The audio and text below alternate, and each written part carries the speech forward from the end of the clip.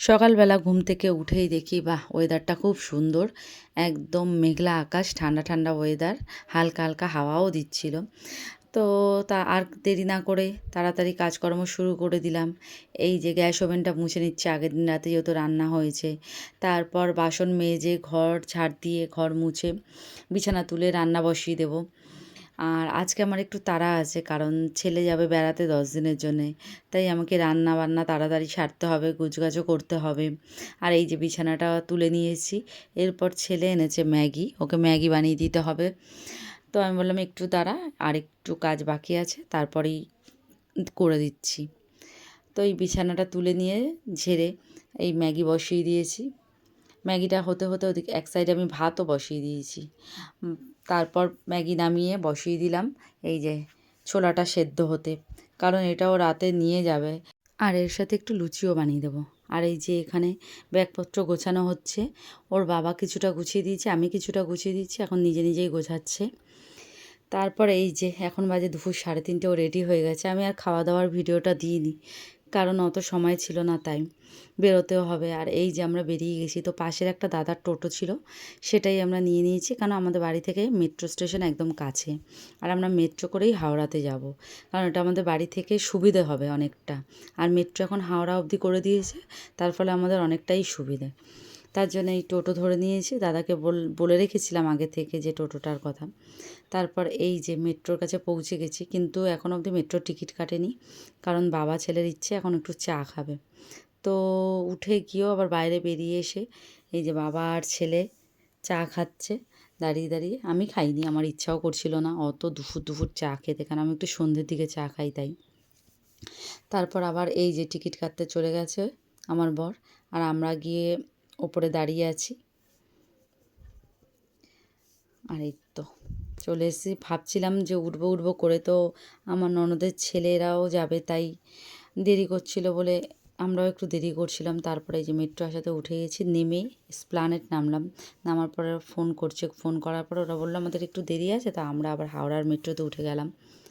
তো দারুণ বানিয়েছে, কিন্তু সত্যি অনেকটাই নিচে। আমার খুব ভয় করছিল, মানে এসপ্ল্যানেড থেকে অনেকটাই নিচে হাওড়ার মেট্রো স্টেশনটা, মানে যেখানে যে হাওড়াতে পৌঁছাবো যেখানে, এসপ্ল্যানেড থেকে অনেকটাই নিচু।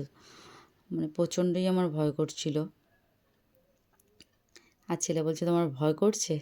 তো বেশ উঠে ভালোই লাগলো, কিন্তু বেশিক্ষণ সময়ও লাগে না, সত্যি অনেকটা সুবিধা হয়ে গেছে। আমাদের প্রাইম মিনিস্টার মোদিজি খুব ভালোই ব্যবস্থাটা করে দিয়েছে আমাদের জন্যে। আর আমাদের বাড়ি থেকে তো অনেকটাই সুবিধে, কারণ আমরা 10 মিনিট লাগে মেট্রো স্টেশন আসতে, ওখান থেকে ডাইরেক্ট আমরা হাওড়া যেতে পারবো। এটাই একটা সুবিধে। আর আমি মেট্রোটাকে ভালো করে ঘুরে ঘুরে দেখছিলাম। আর জলের নিচ থেকে যাচ্ছে বলে ভয়ও লাগছিল যে কখন কি হয় বাবা, তাহলে তো আমরা মরেই যাব সবাই।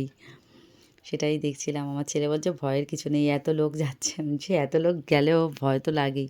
তো আমি ভালো করে দেখছিলাম, দারুণ বানিয়েছে। যে মেট্রো থেকে নেমে গিয়ে আমি আবার পিছন ফিরে দেখছিলাম। তো দুটো দরজা আছে, বাইরে একটা আর মেট্রোর একটা। আর এই যে এবার আমরা হাওড়ায় পৌঁছে গেছি, তো ওপরে উঠছিলাম। হাওড়া স্টেশনে উঠতে গেলে অনেকটা নিচুতে এই হাওড়া স্টেশনের মেট্রোটা, তো ট্রেন ধরতে গেলে অনেকটা উঁচুতে উঠতে হবে, কারণ আমরা তো অনেকটা নিচে নেমে এসেছি। একদম জলের নিচে বলতে গেলে তাহলে কতটা নিচে হতে পারে। আর এই যে আমরা এই হাওড়া স্টেশনে পৌঁছে গেছি, যেখান থেকে মানে যাবার ট্রেনটা ধরবে। আর ওদিকে হাওড়া ব্রিজও দেখা যাচ্ছে। তো এত ভালো সুন্দর একটা সিস্টেম করেছে, মানে বলবার মতন। আমার তো খুব পছন্দ হয়েছে। আর এই যে এখানে বাবা আর ছেলে ওয়েট করছে, কারণ আমার ননদের ছেলেরা আসবে। তো সবাই চলে এসছে, আর এখানে এই লাগেজপত্র রাখা হয়েছে। তো আমার ননদের ছেলে মানে ওর দাদার সাথেই ও যাচ্ছে বেড়াতে। আর এখানে এখন ট্রেন ঢুকে গেছে, কিন্তু সবাই এক এক করে আসছে বলে তাই একটু দেরি করা হচ্ছে। ট্রেন অনেক আগেই ঢুকে গেছিলো। আর এই যে ওর বাবা উঠে গিয়ে তারপর মানে ওকে বসানোর ব্যবস্থা করে দিচ্ছে, আর আমি বাইরে দাঁড়িয়ে আছি। আমি ভাবছি যে না, এত টাইম কম, ট্রেন ছেড়ে দিলে মুশকিল হবে। তো তারপরে এই যে সত্যি সত্যি ট্রেন ছেড়ে দিয়েছে, আর ওর বাবা লাফ কেটে নেমেছে। আর এই ছেলে চলে গেল, একটু মন খারাপও লাগছিল, ওকে ছেড়ে এতদিন আমি কখনো থাকিনি। তো যাই হোক, বড় তো হচ্ছে, ও এদিক ওদিক যাবেই আমাদের সাথে, আমাদের আশায় তো আর বসে থাকবে না।